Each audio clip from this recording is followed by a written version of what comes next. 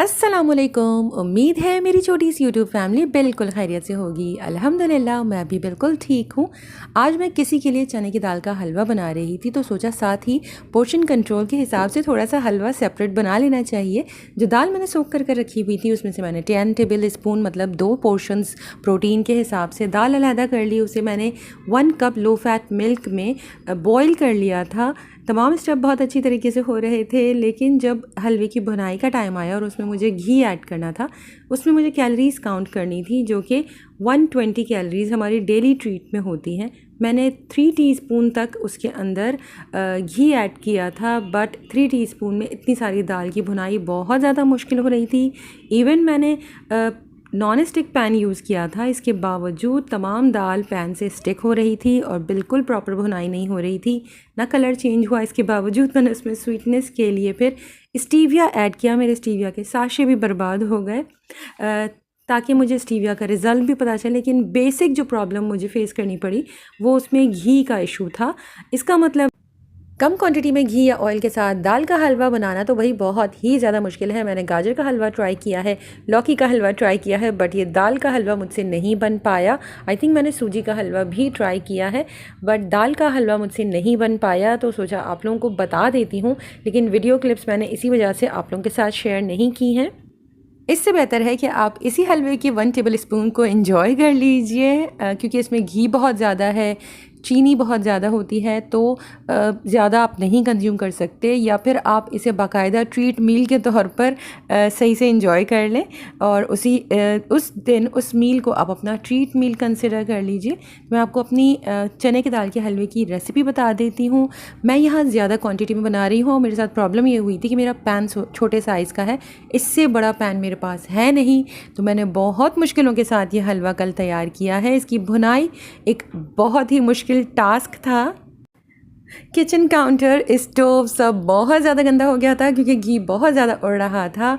तकरीबन टॉप तक ही हलवा भर चुका था और जैसे ही मैं उसकी भुनाई कर रही थी और उसमें बबल्स बनते जा रहे थे तो वो बहुत ज़्यादा स्प्लैटर कर रहे थे और किचन का हाल अहवाल सब ख़राब हो चुका था। बट अल्हम्दुलिल्लाह हलवा बहुत अच्छा बन गया था और जहाँ मुझे पहुँचाना था वहाँ पे पहुँच भी गया। मैं आपको अपनी रेसिपी बता देती हूँ। मैंने सिंपल चने की दाल को सोख कर रखा हुआ था। मैंने ये ज़्यादा क्वांटिटी ली है, मैं कम क्वांटिटी में आप लोगों को बता देती हूँ। 1 पाव अगर आप चने की दाल ले रहे हैं तो उसे 3 से 4 घंटे के लिए बॉईल करने के बाद इसे तकरीबन आधा लीटर दूध में सोख करने के बाद पानी में सोख करना है 3 से 4 घंटे, और इसके बाद आधा लीटर दूध के साथ इसे बॉईल कर लेना है। बॉईल इस तरह से हो कि दाल बिल्कुल मैश नहीं होनी चाहिए, दाल खड़ी खड़ी रहे लेकिन दूध ऑलमोस्ट ड्राई हो जाए। बिल्कुल ड्राई नहीं करना, अदरवाइज़ आपको इसे ब्लेंड करने में बहुत प्रॉब्लम होगी। दाल को ब्लेंड कर लें ताकि बिल्कुल स्मूथ हो जाए। इसके बाद अलहदा पैन में मैंने घी लिया है। घी मैंने लिया था 1 पाव या 1 कप, और इसके अंदर 3 से 4 हरी इलायची डालकर कड़कड़ाएं। इसके बाद जो दाल का पेस्ट है वो इसके अंदर डालना है और अब मेहनत वाला काम शुरू हो जाता है। घुमाते जाएं, भुनाई करते जाएं ताकि बहुत अच्छा सा कलर आ जाए, बहुत अच्छी सी खुशबू आ जाए। घी में जैसे ही दाल को ऐड किया जाएगा तो ऐसा लगेगा कि बहुत ज़्यादा क्वांटिटी में घी है इस हलवे के हिसाब से, और बहुत मुश्किल हो रहा है। मतलब घी साइडों पर बहुत ज़्यादा नज़र आएगा, लेकिन स्लोली जिस तरह से इसकी भुनाई होती जाएगी दाल अपने अंदर तमाम घी को एब्जॉर्ब कर लेगा और तमाम घी ख़त्म हो जाएगा। इसके बाद इसके अंदर चीनी ऐड की है। 1 कप चीनी मैंने ली है 1 पाव दाल के हिसाब से, और चीनी कम ज़्यादा अपने टेस्ट के हिसाब से की जा सकती है। अच्छी तरह से चीनी को भी मिक्स कर लेना है। कुछ देर दोबारा भुनाई करनी पड़ेगी। चीनी ऐड करने के बाद हलवा पतला हो जाएगा।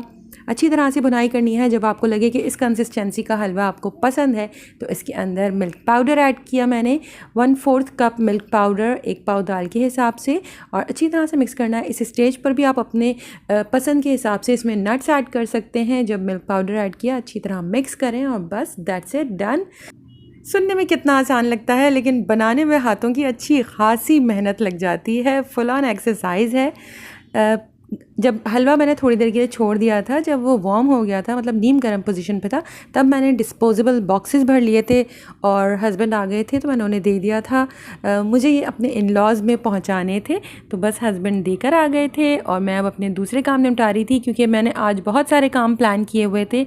और उसमें से मेरे काफ़ी काम मुझे लग रहा था कि आज पॉसिबल नहीं होंगे, मुझे वो छोड़ने पड़े थे क्योंकि बेटी भी आ गई थी और मुझे उसको होमवर्क में हेल्प करवानी थी। उसे होमवर्क मिला था, मैंने लास्ट वीडियो में आप लोगों के साथ शेयर किया था। स्टूडेंट्स ने एनर्जी बार्स और बीन ब्राउनीज़ बनाई हुई थी, तो इस बार मेरी बेटी को वही टास्क मिला हुआ है। 10 to 12 आई थिंक उसे ऑप्शंस दिए गए थे, restaurant like burger, Maggi, popcorns, इसके अलावा आई थिंक सैंडविचेस थे और सही मुझे याद नहीं आ रहा, कुछ 8 to 10 या 10 to 12 ऑप्शंस थे। उनके सब्सटीट्यूट हमें लिख कर ले जाने, ऐसे लिख कर ले जाने थे और वो हेल्दी ऑप्शंस होने चाहिए। मतलब लाइकवाइज आप पॉपकॉर्न के सब्सटीट्यूट में क्या चीज़ कंज्यूम कर सकते हैं, तो मखाने, तो उसे आप किस तरह से फ्लेवरफुल बना सकते हैं, क्योंकि आपको सिर्फ रोस्ट कर मखाने सर्व नहीं करने हैं, बाकायदा उसे प्रेजेंटेबल बनाना है। अगर आपको सेल करने का मौका मिले तो आप इसको किस तरह से प्रेजेंट करेंगे, इसकी पैकेजिंग वगैरह हर चीज़ काउंट होती है। और सबसे ज़्यादा इसे लो बजट होना चाहिए, ना एक लिमिटेड बजट बताया जाता है और उसी के अंदर रेसिपी को क्रिएट करना होता है। अब वो बर्गर के बारे में ज़्यादा एक्साइटेड थी, लेकिन बर्गर बनाने के लिए एक तो हमें नॉर्मल बर्गर की बजाय होल व्हीट बन चाहिए। इसके अलावा जो उसके अंदर स्पेशली मेयोनीज़ एक बेसिक रोल प्ले करती है तमाम बर्गर सैंडविचेज़ में। अगर आप कॉपी कैट कर रहे हैं किसी भी रेस्टोरेंट को, तो मैंने अगर उसे लो फैट मेयो परचेज़ करने का कहती हूँ तो वो मुझे साफ़ ये कह देती है कि मम्मा सारा बजट इसी में ही निकल जाएगा। तो अब इसी तरह से हमें बहुत सारी रेसिपीज़ में बहुत चीज़ें ऐसी मिली जिसके हमें सब्स्टिट्यूट सर्च करने थे ताकि फ्लेवर पे कोई भी कॉम्प्रोमाइज़ ना हो। और मैंने लास्ट वीक ही एयर फ्रायर में बर्गर पैटी बनाई थी, बर्गर पैटी नहीं, मैंने क्रिस्पी बर्गर फिलेस बनाए थे, जिसके साथ मैंने बच्चों को बर्गर बना के दिया था जो मैंने रिकॉर्ड नहीं किया है। मैं फ़र्स्ट टाइम ट्राई कर रही थी तो थोड़ा डाउटफुल थी, मुझे नहीं पता था कि इतना अच्छा बन जाएगा, लेकिन माशाल्लाह बहुत अच्छा बन गया था। जल्दी आप लोगों के साथ शेयर करूँगी।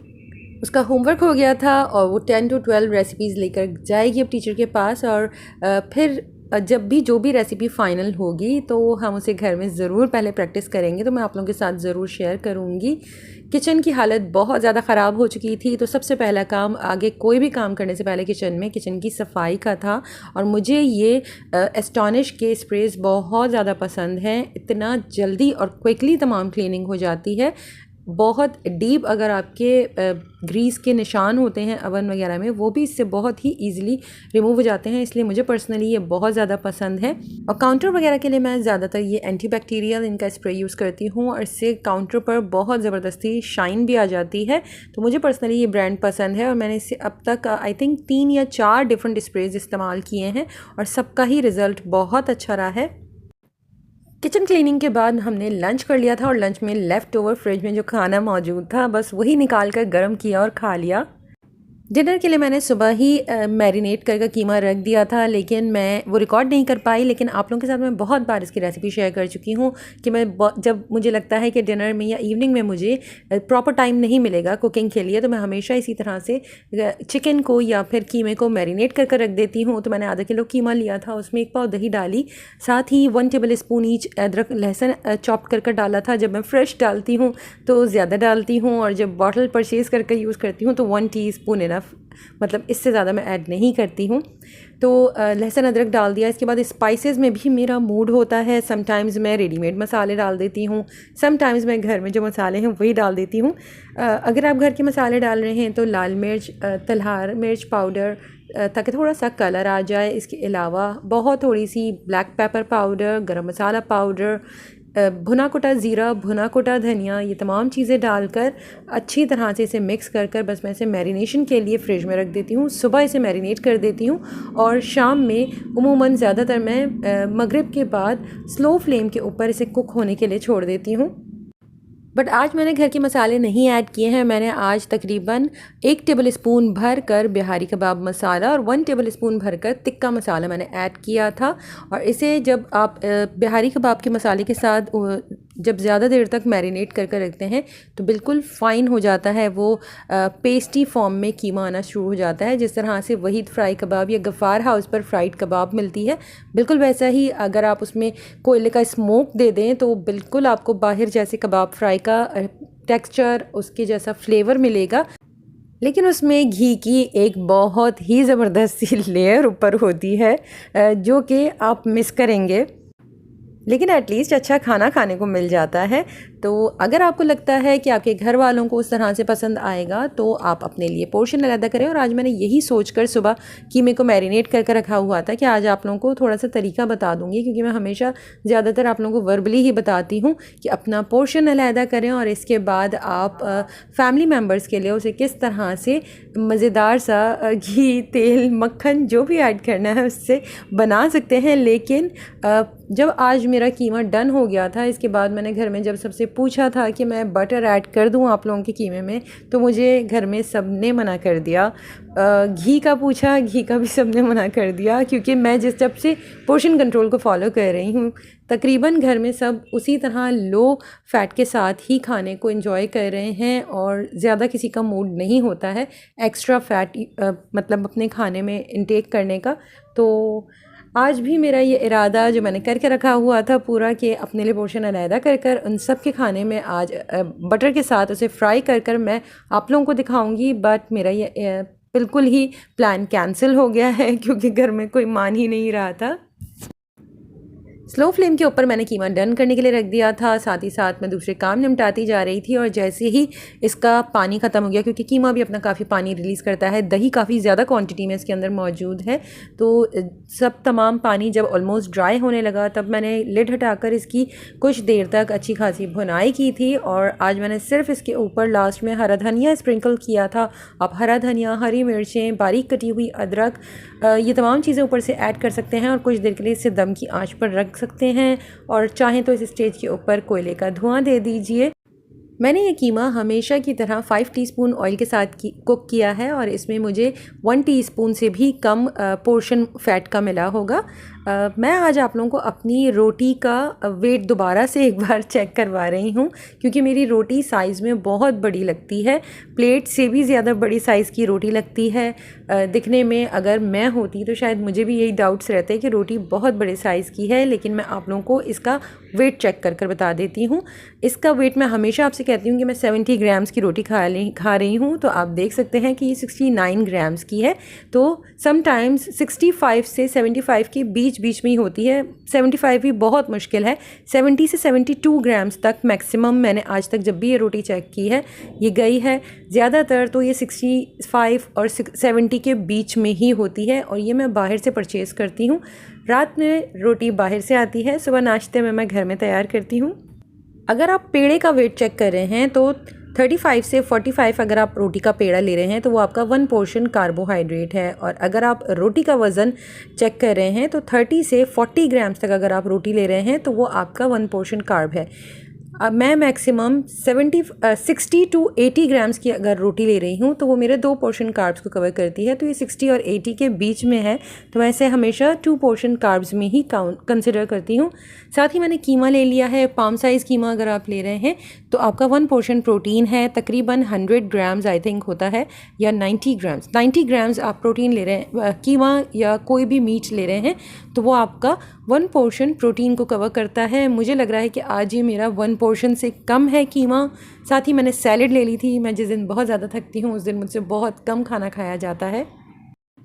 तो आप लोग अपनी वेट लॉस जर्नी में पोर्शन कंट्रोल को फॉलो करते हुए किस किस तरह ये खाने बना रही हैं और इन्जॉय कर रही हैं ज़रूर शेयर कीजिएगा, क्योंकि कोई ज़रूरी नहीं है कि हम सिर्फ हर वक्त सैलेड्स खाते रहें या फिर हम सिर्फ उबले हुए चने, बॉइल्ड आलू और वेजीज़ के साथ मिक्स करके चाट बनाएं और उसे कंज्यूम करें।